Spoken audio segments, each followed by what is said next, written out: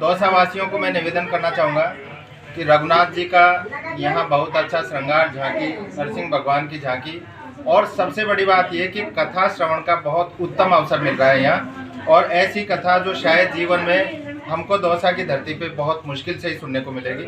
आदरणीय कथावाचक जी हैं, मिश्र जी हैं, जिनका हमने भी कथा अमृतपान किया।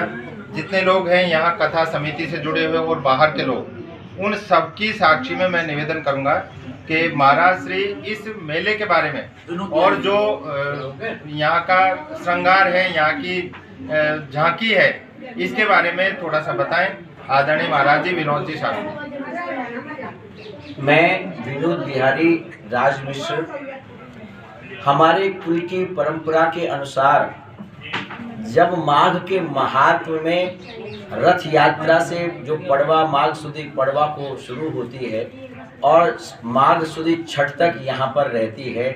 आज वसंत पंचमी है, रोज महात्म बताया जाता है और विशेष महात्मा आज की माघ की शुक्ला की पंचमी का, जिसको श्री पंचमी कहते हैं, ये वागीश्वरी जयंती के रूप में मनाया जाता है। सनत सनंदन सनातन सनत कुमार, वहाँ से सनातन धर्म की प्रवृत्ति नारद जी के माध्यम से वाल्मीकि भगवान तक, रामायण की रचना तक ये पहुँचने वाली गाथा का ही जो महत्व है, ये हमारी श्री पंचमी के अंदर सम्मिलित है। वेद हमारे सनातन है और उस मंत्रों के अंदर श्रीश्चते लक्ष्मी चपत्न्या महोरात्रि पार्श्वे नक्षत्राणि रूप मष्टनो व्यातम इष्णन निखाना मुंबई खाना सर्वलोकम मई खाना।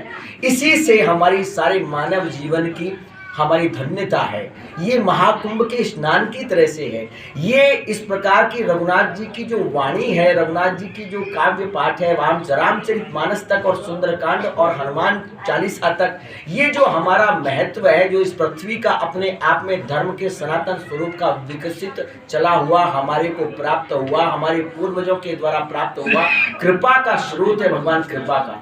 हमारे यहाँ श्री नरसिंह भगवान की हम अवतार की भूमि पर हमको पाते हैं। बच्चों नरसिंह है और ये रघुनाथ जी तक आकर के दशावतारों में ये परंपरा शामिल है। ये सनातन परंपरा, इसका काल निर्धारण बड़ा मुश्किल है, लेकिन ये जो रथ की परंपरा है, रघुनाथ जी के सेवा की परंपरा है, ये 1300 वर्ष के इतिहास से ये जुड़ी हुई है। 1300 वर्ष पूर्व तक भी इसका संपन्नता आज जो हो रही है इस महोत्सव की, वो 1300 वर्ष पुरानी है। सूर्य के तरफ देखते हुए ये विग्रह है भगवान रघुनाथ जी का, सिया राम जी का और भगवान नरसिंह जी का, और भगवान नीलकंठ से शुरू होकर के एक दूसरे को उपासना और उपास्य के रूप में